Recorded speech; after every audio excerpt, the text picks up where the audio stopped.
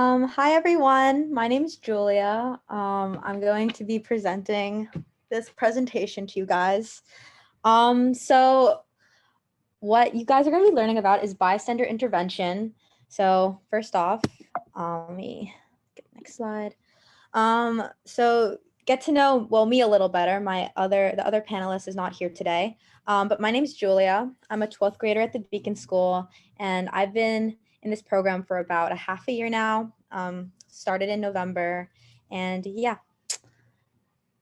Okay, so this is kind of just a little icebreaker. Just raise your hand if you've ever done these situations before or been in a situation like this before. So raise your hand if you've ever been in a potentially harmful or uncomfortable situation.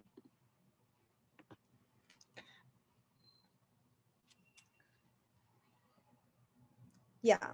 Okay. Raise your hand if you've ever witnessed one or more of these situations happening to someone else. All right. Last one. Have you yourself ever stood up for someone who has, or someone stood up for you in a potentially dangerous or uncomfortable situation? Okay, great. Well, that's great. I think that a lot of times, for the third one at least, even though we experience it and we experience others experiencing uncomfortable or dangerous situations, a lot of times there's this thing called the bystander effect, which happens when there's a lot of people around, and basically it kind of prevents other people from doing things for others, especially because there's kind of this mentality where it's like, oh, there's other people around, so do I have to do it, or isn't someone else going to do it? So, I mean, I think it's really good that all of you guys have stood up for someone else, or someone has stood up for you guys. So next slide. All right. So first off, any questions before we start the presentation? There's also going to be kind of a Q&A thing at the end. But if there's any starting questions, I'll be happy to take it.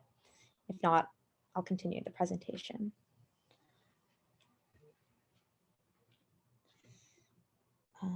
Okay, so next slide.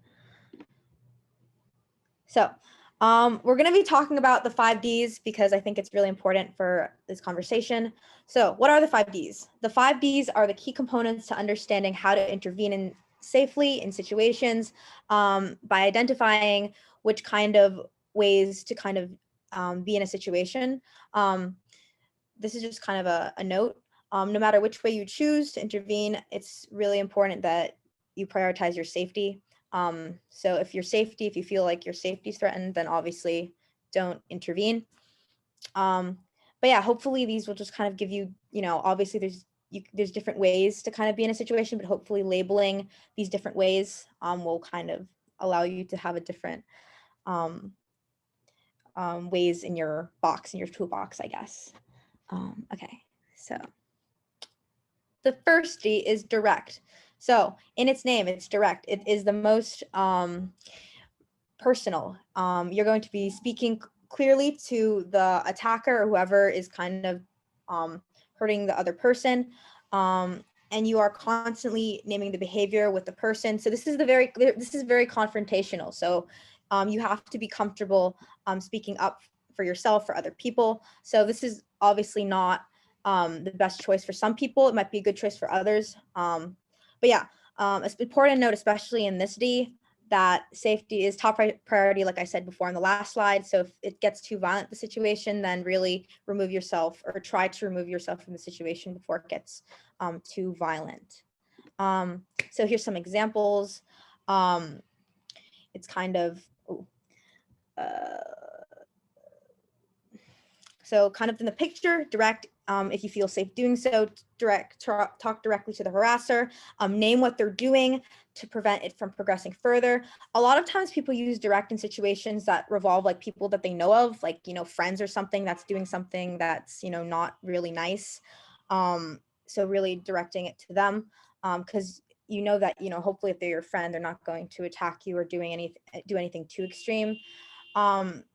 But yeah, this is kind of to prevent the situation to advance further. And then you can kind of see on the side some other ways that you can be direct with the person or the aggressor.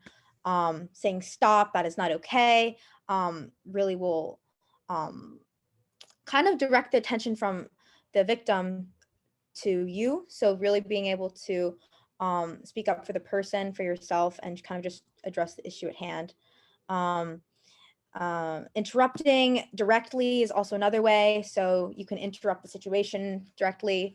Matching the tone is kind of a way that you can kind of talk with the aggressor on the same page to kind of de-escalate the situation at the same time. Okay, next D is delegate. So this is where you're kind of choosing someone else for help or looking for other resources, whether it be another person that might be in a better situation than you, or if the situation really calls for it, the police. But again, you don't know the person's background, so you kind of really have to adapt to kind of the situation that's best for the situation that you're in. So you're really kind of looking around you to see who's around. Next slide. So examples is asking someone around or authority figure, kind of, address them. Hey, like, do you see this person being harassed? Do you think you can do something? I don't feel comfortable, or I don't think I can do this by myself. But yeah, then the note, don't, always seek law enforcement if you don't think the person will feel safe with law enforcement. Check with the person that's being harassed before calling any police presence. A thing that's really important is kind of suggest, don't just act, is something that I think is important to note. Because obviously you're not the person that's being directly affected. It's, it's the victim, it's up to them. So yeah, you yourself should trust the individuals that you're kind of delegating to the victim. So that's another note. Okay, number 3 is delay. So this is kind of once the incident is over, to check in with the victim. And this is kind of like if the situation itself is not too violent, you just kind of see that they're uncomfortable. Then kind of after the fact to make sure, they're okay, so that they can feel valid, that their experience is valid. And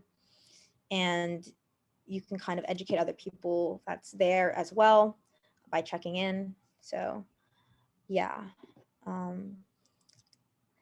Example of this is just kind of, checking in after it. Hi, I saw what happened. That was not okay. Just wanted to let you know. Is there anything I can do to help you moving forward? Like whether that's, walking them to their street or something like that. Sorry about the honking in the background. So yeah, directing someone to resources after as well. Like if you need support, I don't think I can help you personally, but if you need it, there's ABC over there, or,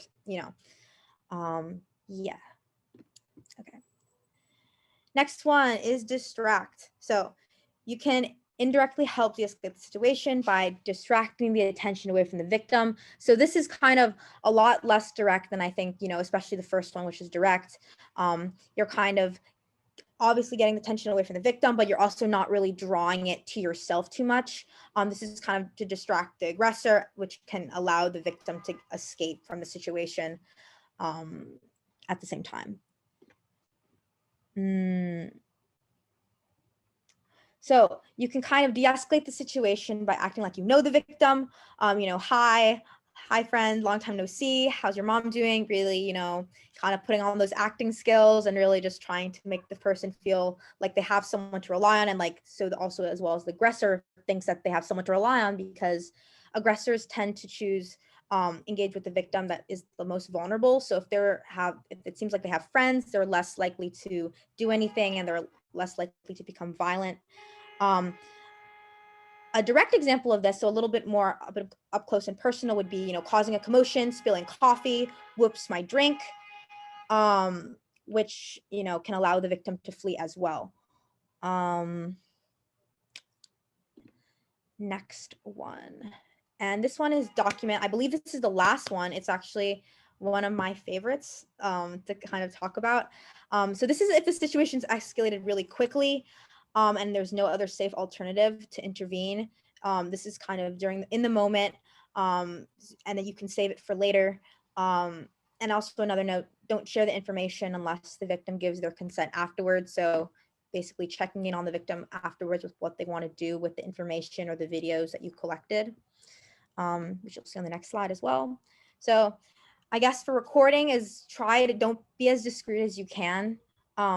just so you don't get targeted. If it's a large group setting, I think it's a little bit different because, there's a lot of people around, and sometimes you want to be to show that you're recording, because if there's a lot of people like recording and stuff, I mean, there's a lot of people recording, and the aggressors don't want to cause a huge commotion.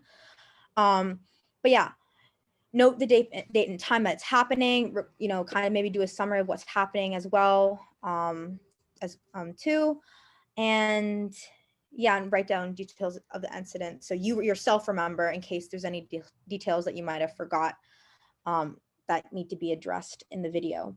And then, yeah, like I said, for number 3, ask the victim what they want to do with the evidence. And even if they don't want to go through with anything, with any reports, respective decisions.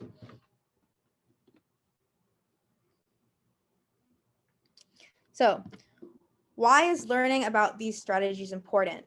I think not just is it important for your safety, it's important to protect other people's safety, and learning about this can kind of give yourself a toolbox so you can help people in ways that make you safe and feel comfortable doing so.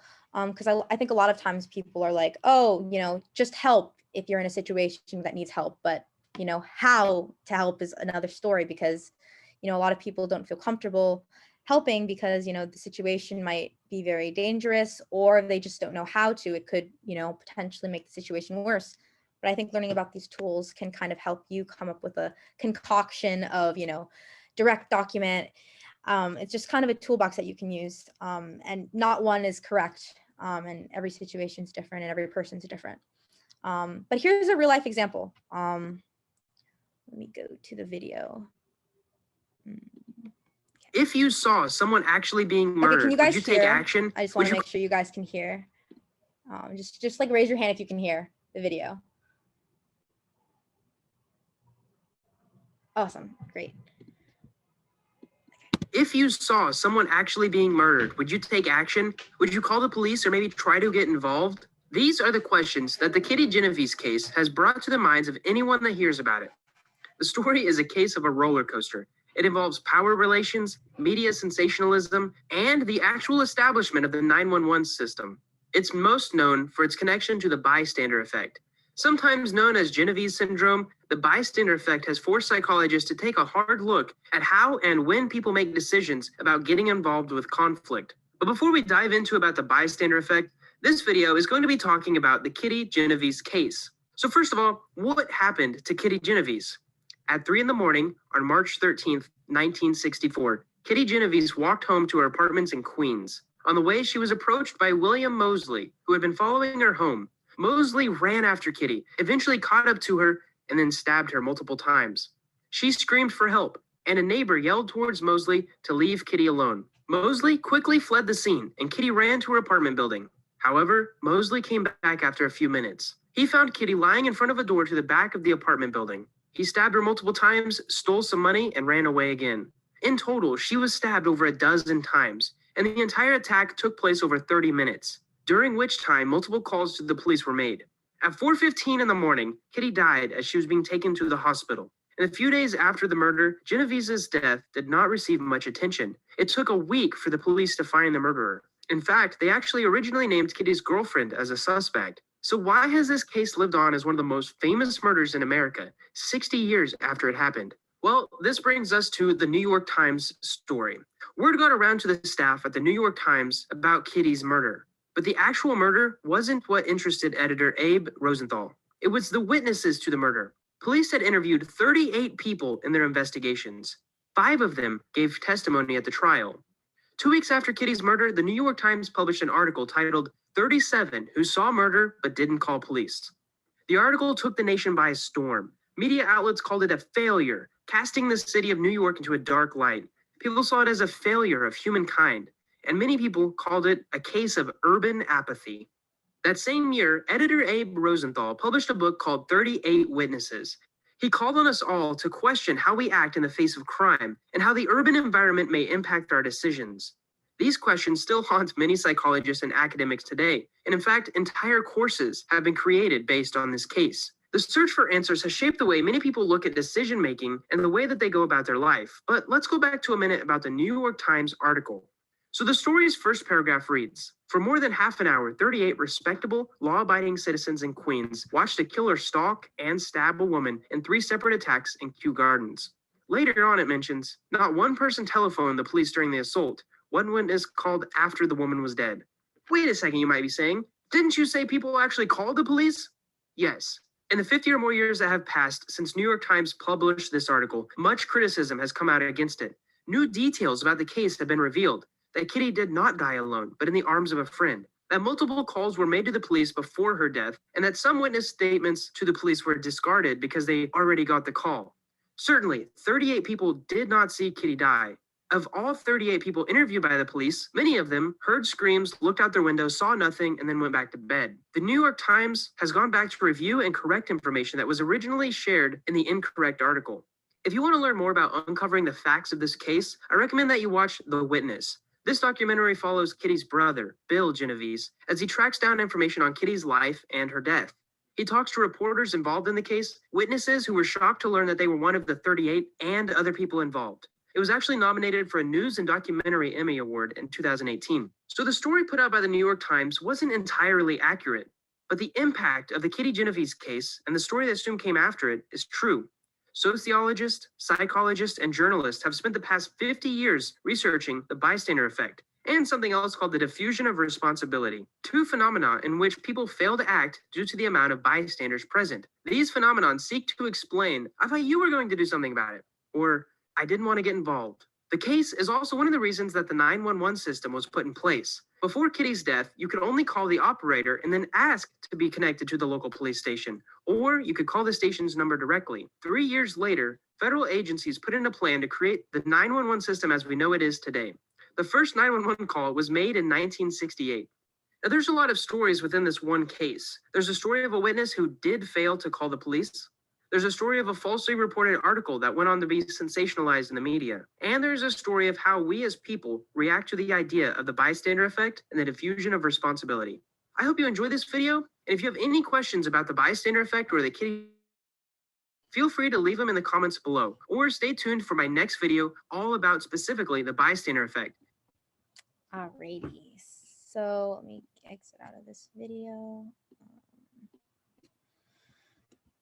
Okay, let's see. Wait, oops, present. Okay. So now that you saw the video and you kind of saw the information on the slides, does anyone want to say like what D or what Ds they're most likely to use based on what you've kind of seen and everything?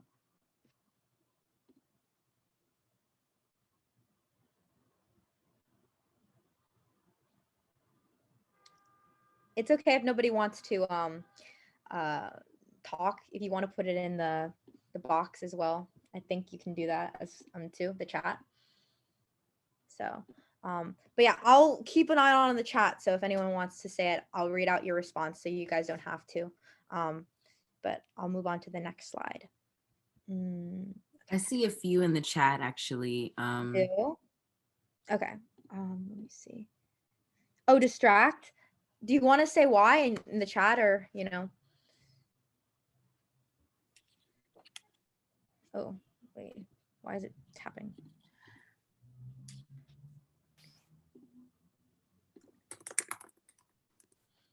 Bruh. Okay, wait.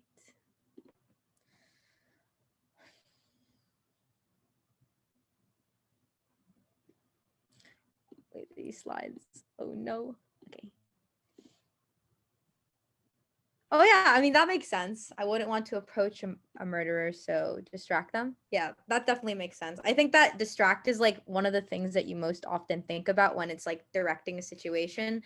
So I think that when you talk about the other D's and stuff like that, what the heck? Why is this slide? But yeah, it definitely makes sense. Wait, why is this presentation like going like this? Okay, I need to pause it. Okay, so next slide. So kind of just a summary in case you were tuning out of the video. The case of Kitty Genovese, just to summarize, was she was heading home in the late hours of the night on March 13th, 1964, and she was repeatedly attacked with a knife, and she was raped by her attacker and was found later in the morning near the back of her apartment building by a witness. And the kind of the irony of this case is that even though 38 people heard her cries, only one person actually called for help. So it was definitely something that could have been prevented if there wasn't the bystander effect present. Because again, there were 38 people and nobody did anything. So I mean, questions arise like if there were less people, if this was kind of a situation where people could see it happening, if it wasn't late, would they say anything? Not that that makes it right that nobody did say anything in this moment, but how would it have affected her, and would she be still alive today? So yeah. So I think that being able to kind of look at the bystander pyramid and kind of layer it is kind of helpful. At least for me, it was helpful. So it kind of goes up from 1, 2, 3, 4, 5, from like non-criminal incidents, criminal incidents, or as I like to kind of label it, like not extreme versus kind of a little bit low key. That doesn't mean it doesn't happen a lot, because I think it tends, the less extreme things like bias, prejudice on like lower ends of the pyramid tend to happen a lot more frequently, but isn't necessarily talked about as much. So I'll go from the bottom up. So number one is bias. So this includes like jokes, rumors, stereotyping, expressing antagonism, insensitive remarks, and non-inclusive language. So this is something you kind of maybe would hear every day in your everyday life by either like coworkers, other students, just things that might be seem like jokes at first, but it does have kind of this little underlayer of that's not really right to say. Like, do you really think that about someone else? But yeah, that's kind of something that is non-criminal. The first two are all non-criminal, but something that you kind of do want to address in the moment, especially if you're talking to a friend and you notice that they're kind of being insensitive or rude to another group of people. Next is prejudice. So this includes scapegoating, ridiculing, slurs, name calling, dehumanization, social avoidance. So again, this is pretty common. I think a lot of times, especially in like groups of people where it's like you often call each other's names sometimes, even if it's in a joking setting, but it's what they're saying that's inappropriate. It's also something that you might not know you yourself are doing. So social avoidance, you specifically don't really talk to, or you're avoiding different groups of people. Sometimes you might not know it, but you are. Same with scapegoating and ridiculing. You're talking down to another group of people that you might not know you're doing, or you do know you're doing. And then kind of this is the middle, discrimination, which is the civil part. So it's kind of hard to define as criminal and non-criminal. It kind of depends on the situation at hand. So this includes like topics regarding housing, educational, employment discrimination, harassment, social exclusion. So again, a lot of times discrimination is brought up a lot, but there's a lot of times where it's not really put to justice a lot of times, and a lot of events and situations go under the bus, but it's still very prevalent. And number 4, so the rest of these are criminal. So violence is arson, terrorism, vandalism, desecration, murder, rape, assault, threats. So this is very like criminal effects. If you're caught, you're going to jail, or you're going to be put on trial. These are situations that you can't really get out of if you're caught. And then it's pretty self-explanatory what violence is. I think a lot of people know what it is. And number 5 is genocide, the deliberate, systematic extermination of a group of people. So this includes, the Nazis, what happened to the Jews. This includes, all those big events that you've all heard of in history. And again, that's why I'm kind of going from the bottom to the top, the most extreme, least extreme, but also, most prevalent from the bottom to least prevalent, because you don't really see genocide happening every day, which is why a lot of times it's on the media when it does happen. And I think that's the case with a lot of things. When it's really extreme and it doesn't happen a lot, or happens at least less frequently than something like bias, like jokes and rude jokes, it gets put in the media a lot. So yeah, that's kind of a little overview of different things that can be kind of considered the bystander effect if you see it, or the bystanders. So yeah, that's the end of the presentation. Yeah, I hope you guys enjoyed today's presentation, and this is the question portion if you guys have any questions. So yeah.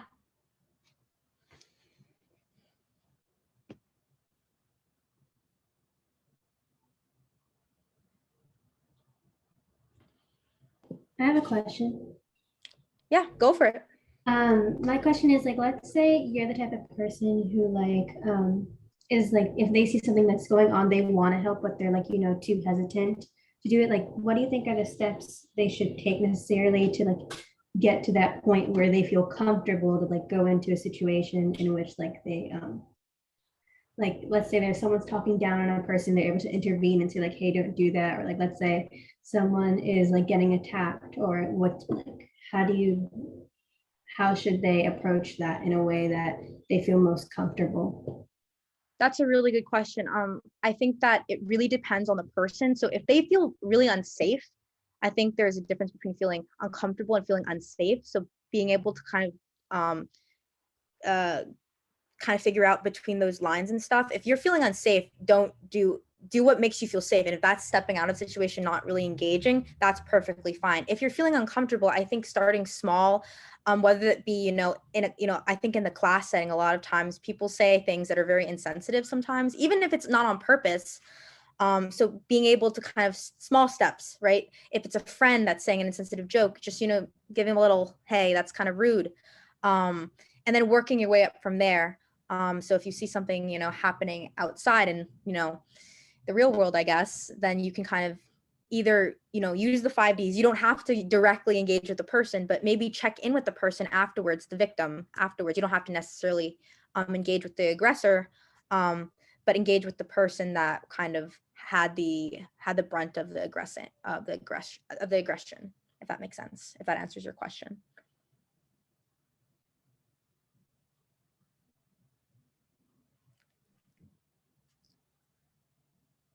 Great, Julia. There's some questions in the chat. Okay, awesome. Can you speak about some things to take into consideration when you're deciding what D strategy to use? So I think it depends on, I think one thing to consider is also your, how, how do I say this?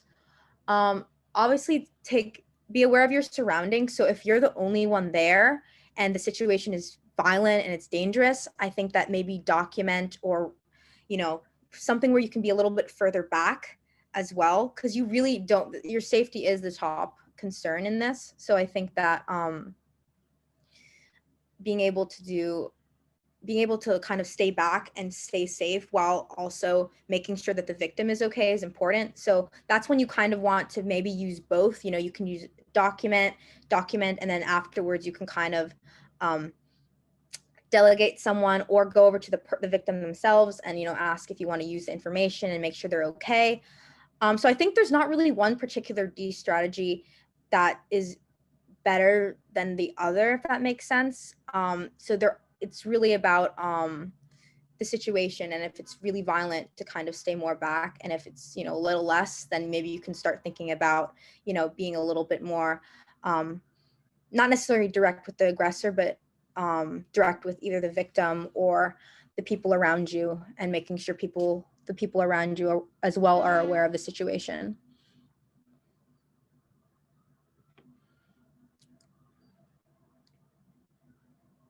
Yeah, of course.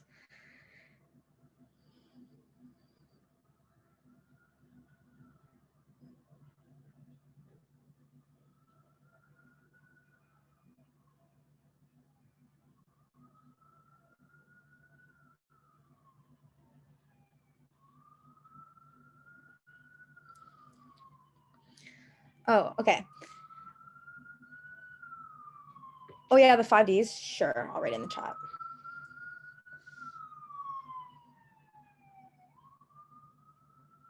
Okay, let me write it in the chat. I'll do it for panelists and attendees.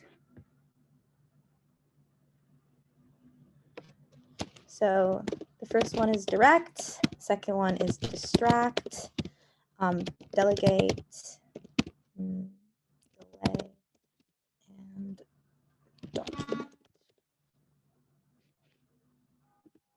So these are all the 5Ds that I kind of discussed.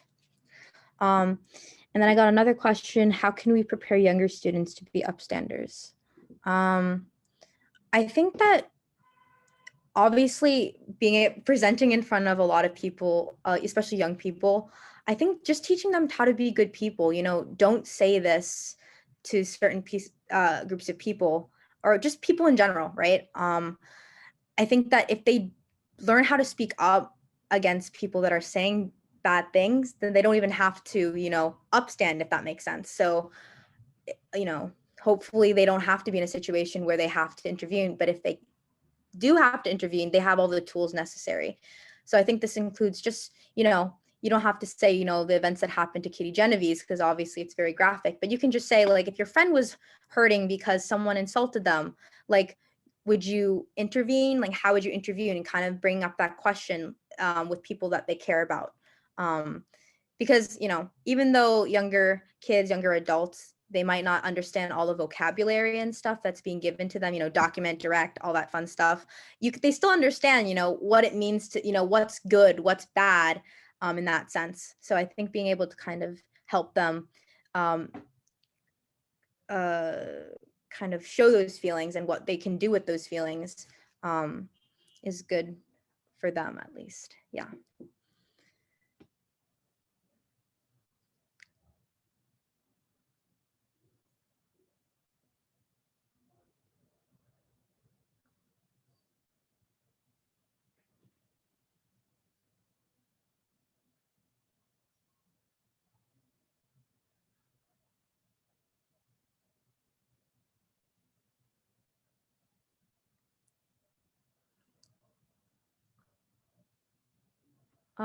If anyone else has any questions, feel free to, write in the chat, or, you can also, if you want, can I give them my email, Siobhan, if they have any questions they want to ask privately or anything? I can give them my my work email and stuff like that.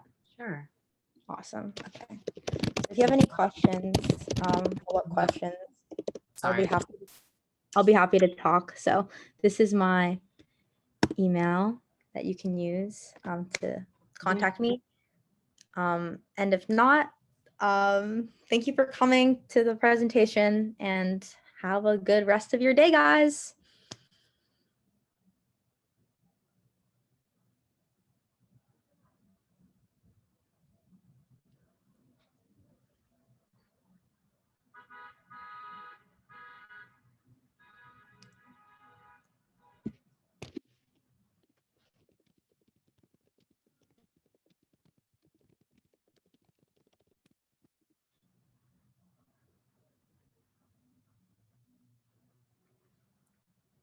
Have a good weekend, everyone.